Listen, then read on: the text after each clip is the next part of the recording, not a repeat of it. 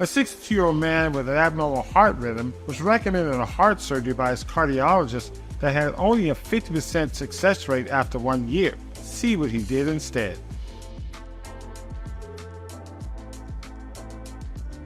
So, Camille, tell us about this 62-year-old man with an abnormal heart rhythm.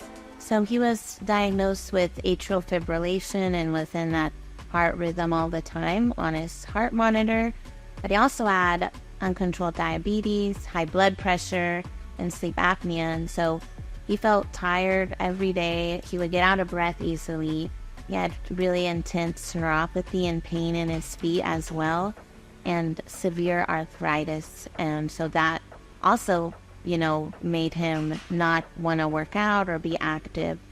And so he came to our clinic because he was wanting to improve his quality of life. And he was also having some trepidation about the upcoming potential heart surgery for the atrial fibrillation, because he knew about the risk of the procedure, and also that after people get surgery for an arrhythmia, a lot of those people, the arrhythmia comes back. It's very interesting that you mentioned this patient had an abnormal heart rhythm, and the particular abnormal heart rhythm that he had is known as atrial fibrillation. Many people are aware of this abnormal heart rhythm. Many of you may have been diagnosed with it or may have a loved one or a friend who's been diagnosed with it. Atrial fibrillation, as the name implies, atrium is the upper chamber of the heart. The heart has 4 chambers, 2 upper chambers, 2 lower chambers.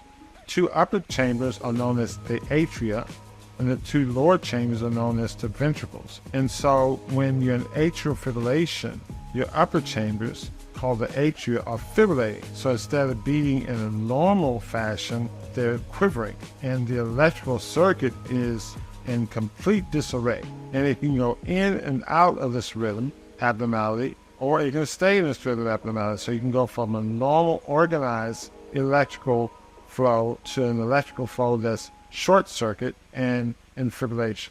And so when individuals have these episodes of atrial fibrillation, they can feel very fatigued, they can have short of breath, they can have chest discomfort, they can just simply feel miserable like this gentleman felt.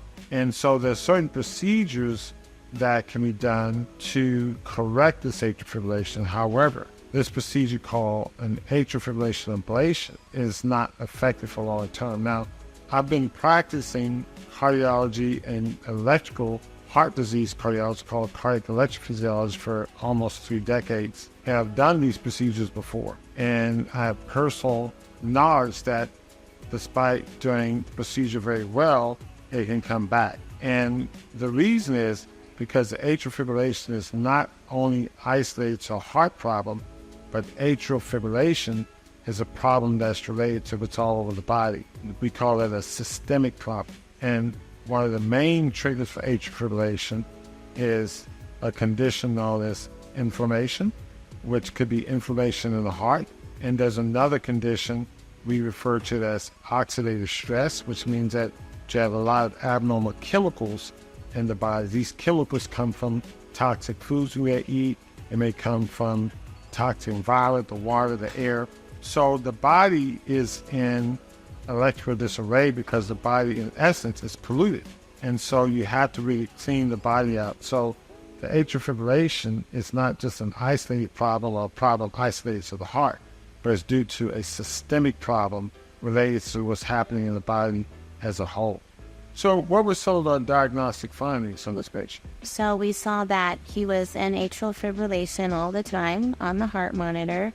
His heart was enlarged, which is likely secondary to eating the poor foods, which was causing hypertension and diabetes. He didn't have any signs of blockage when we did a type of cardiac test called a nuclear stress test, but his blood work did show high levels of inflammation. His A1C was 7.5, and that's related to the diabetes and the blood sugars the last 3 months. So a good A1C would be less than 5.7. That would be normal. And his vitamin D3 was also very low, and we know that that indirectly affects how you respond to insulin and your blood pressure, and acts more like a hormone in the body. Fascinating. So I like the fact that you looked at the patient as a whole. We did not just focus on the heart. So there were no evidence of blockages, but the heart was enlarged.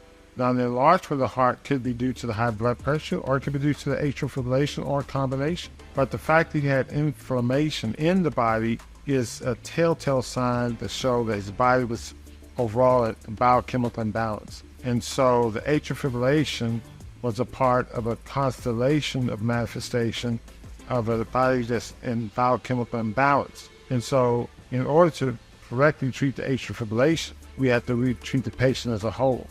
And oftentimes many of my colleagues will focus on the atrial fibrillation. Let's do the ablation, let's do the surgery and get rid of the atrial fibrillation, but we're ignoring the underlying problem.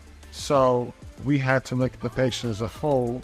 And so there were a lot of problems with this patient that needed to be corrected in order to have the atrial fibrillation correct.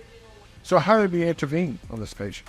We met with the culinary team and we prescribed him an anti-inflammatory cleansing diet with food levels 0 to 4B. We did this for 7 weeks. And we also started him on vitamin D3 and vitamin B12. And as he got better, we actually added exercise as well. Wow. So this seems like a very simple approach for a man with a lot of complex problems. I'm interested to see how he does. So how did he do? He did great, and in just the first 3 weeks, all of his symptoms were improved. So he didn't have the severe nerve pain, the knee pain. He was now a lot more energetic and exercising 3 times a week and being able to play with his grandson, which was one of his goals. And he got better doing that with the detox, even when we reduced medication. So his medications burden went down by 40%. And he also lost 27 pounds in 7 weeks, which was really incredible. And he was controlling his cholesterol off of the cholesterol medication.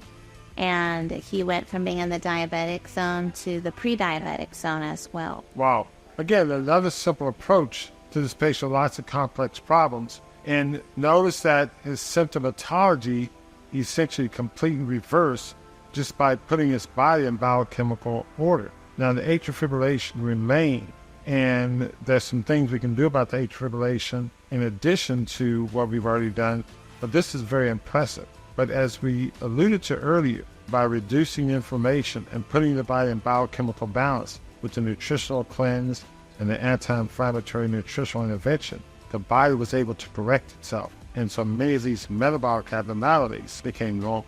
So Camille, I'm really impressed with your work with this patient, because this is a patient who, again, went to his cardiologist, his electrophysiologist, and so the initial approach was to go zone in on the abnormal heart rhythm. And the thinking was that by getting rid of the abnormal heart rhythm, the symptoms would subside. And although that's possible, I don't think that wouldn't have been the case. And the approach that you took, in fact, is an approach that's been shown to be the most effective treatment for atrial fibrillation in the medical literature, which is diet and exercise. Now, of course, although they use kind of any diet and exercise, by any form of improving your metabolic condition, you can improve atrial fibrillation. I would argue that our nutritional regimen is superior to other diets based on tests that we've done.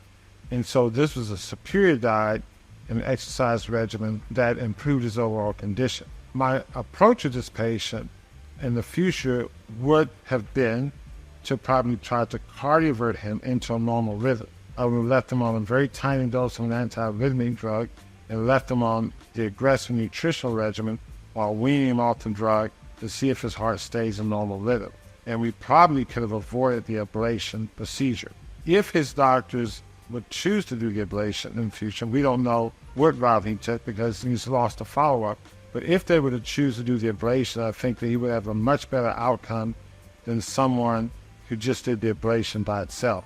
Because nutrition, diet, and exercise plus the ablation is better than just the ablation by itself. So again, fascinating case. I hope you got a lot out of this. And as usual, for any comments, questions, put them in the comment box. Until next time, take care. Thanks for watching. If you got value out of this video, please like it, subscribe, and hit the notification button to see our next show.